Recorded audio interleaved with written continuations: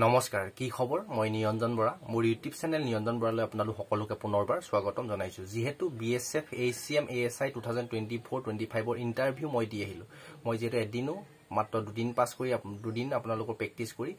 running physical PET PST complete কৰি আহিলো ফুল ডিটেইলছত আপোনালোকে কেনেকৈ যাব পাৰিব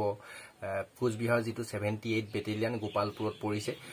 ৰুম কোড পাব আৰু ভাড়া কিমান লয় লৰা ছোৱালীৰ কাৰণে এন্ট্ৰি কেনেকৈ হ'ব এন্ট্ৰি হতে ডকুমেন্ট কি লাগিব ৰানিং প্ৰসেসটো কেনেকুৱা ৰাস্তাত দিছে নে ফিল্ডত দিছে টোটাল ক্যান্ডিডেট কিমান গৈছে আৰু কিমানে পাস কৰিছে কিমানে ফেল কৰিছে এ টু জেড আৰু মই কেনেকৈ পাস কৰিলো গুটেখিনি তথ্য জানিব পাৰিব আপোনালোকে বহুত যেহেতু কমেন্ট কৰি আছে বহুত কমেন্ট মানে ফোন মেসেজ মইতো মোবাইল হেঙাই গৈছে মই কাকো ইমান ৰিপ্লাই যিমানখিনি পাইছো কৰিছো আৰু যিসকলে নাই পৰা বেয়া নাপাব আপোনালোকে ভিডিওটো হেখলৈকে চাব আহক এতিয়া আমি আৰম্ভ কৰো প্ৰথম কথা হল বিএসএফ হেড কনষ্টেবলৰ ইন্টাৰভিউ দিবলৈ কোচবিহাৰ 78 বেটেলিয়ন যেটো গোপালপুৰ কেম্প আছে তাত আপোনালোকে যাব কেনেকৈ আপুনি যেনেকৈ নাযাওক ট্ৰেইনৰ কথাটো কৈছো আপুনি নিউ কোচবিহাৰ ষ্টেচন যাওক কোনখন ষ্টেটে নহওক আসাম অৰুণাচল আমাৰ নৰ্থ ইষ্টৰ আপোনালোক নিউ কোচবিহাৰ ষ্টেচন যাওক নিউ কোচবিহাৰৰ পৰা আপোনাৰ 78 বেটেলিয়ন গোপালপুৰলৈ আপোনালোকৰ 4-5 কিলোমিটাৰ হ'ব নিউ কোচবিহাৰ ষ্টেচনতে আপোনালোকে বেটাৰী গাড়ী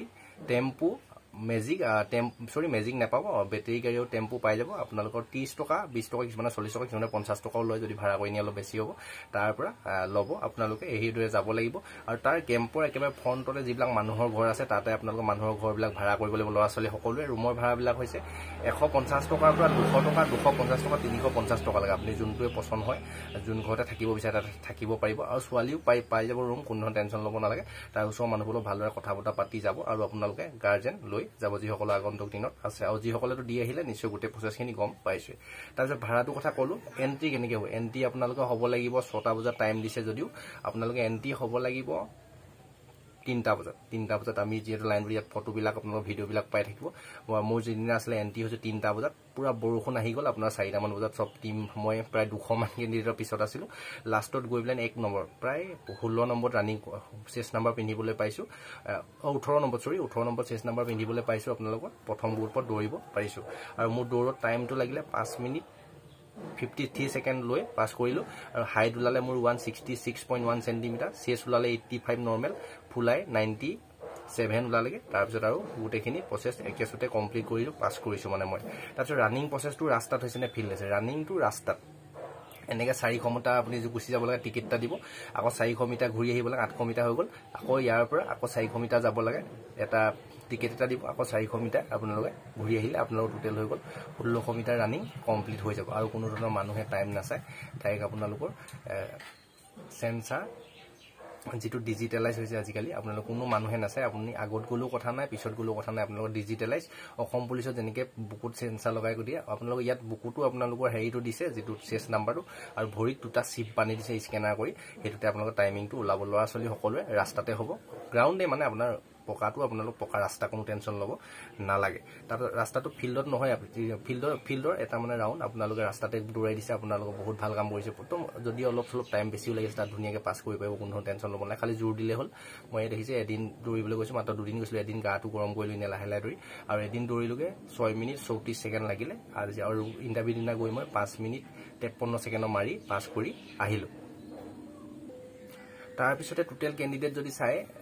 350 250 পৰা 400 লৈকে হৈছে আমাৰ দিনা হৈছিল 400 ক্যান্ডিডেট হৈছিল পুৰাপুৰি তাত পাস কৰিছে 60% আপোনাৰ এটা গ্ৰুপত যদি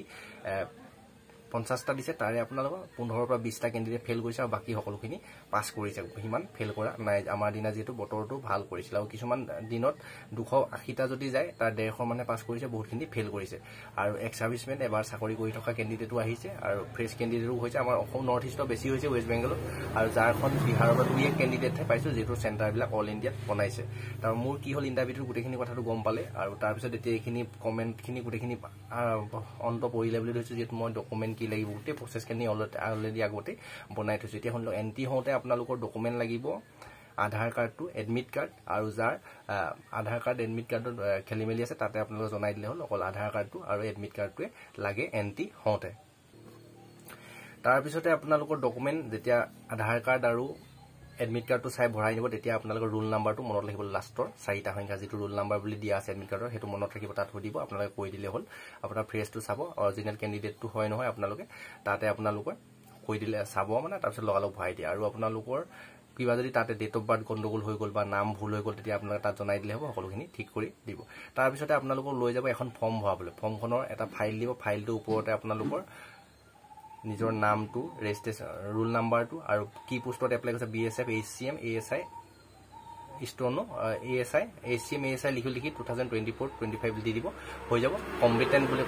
লিখিবলৈ সৰি তাৰপিছত আপোনাৰ নামটো ৰোল নাম্বাৰটো আৰু আপোনাৰ দেউতাৰ নামটো আৰু আপুনি কি কাষ্টৰ হয় সেইটো একেবাৰে ফাইলটোৰ ওপৰত লিখিব তাৰপিছত এখন ফৰ্ম আছে একেখিনি কথাই ভৰাব লাগে আৰু আপোনাৰ এড্ৰেছটো ভৰাব লাগে আপুনি আমাৰ যেহেতু মই বিশেষকৈ কৈ আছিলোঁ অসমৰ এখন চাৰ্টিফিকেট লাগিব হিলমেনৰ চাৰ্টিফিকেট যিখন হিল এৰিয়া হয় হাইট চেজ যিহেতু অসমৰ কাৰণে কম আছে অসমৰ ল'ৰা হ'লে 162.5 চেণ্টিমিটাৰ লাগে যি কাষ্টে নহওক আৰু ছোৱালী হ'লে 150 চেণ্টিমিটাৰ লাগে আপোনালোকৰ যদি 165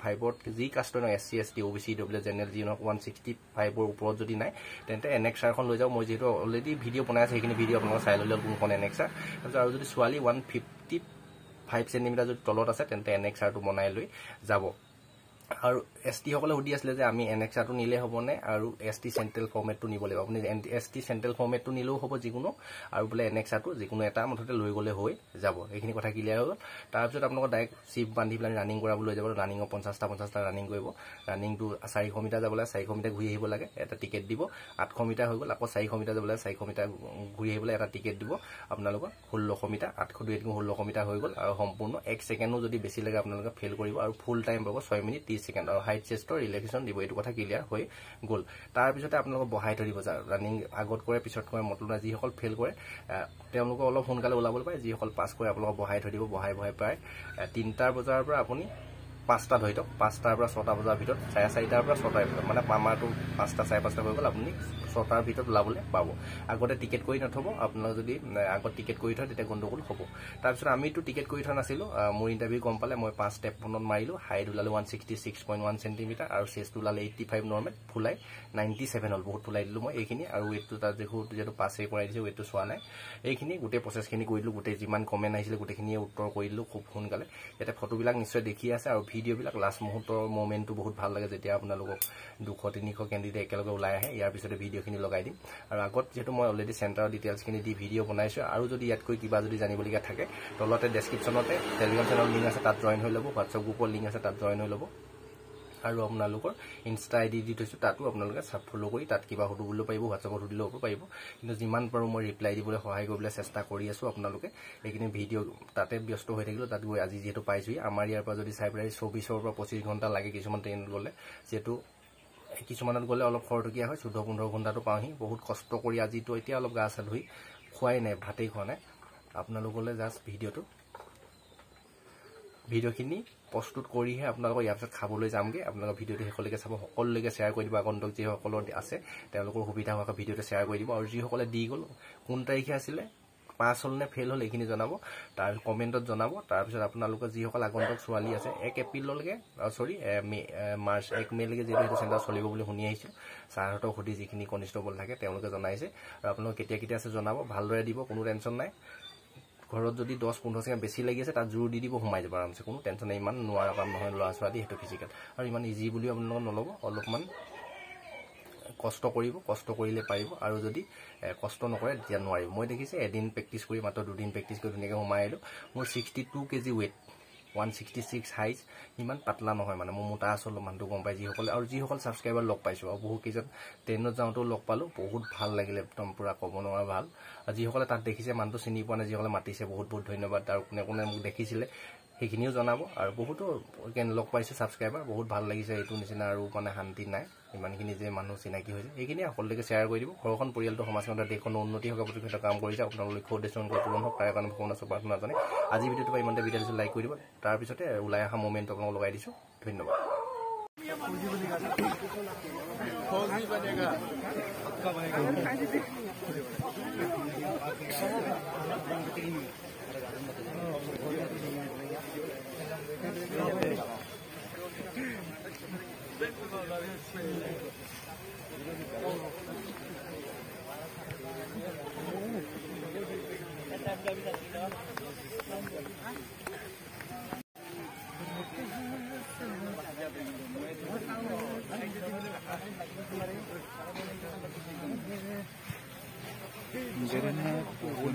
লাষ্টলৈকে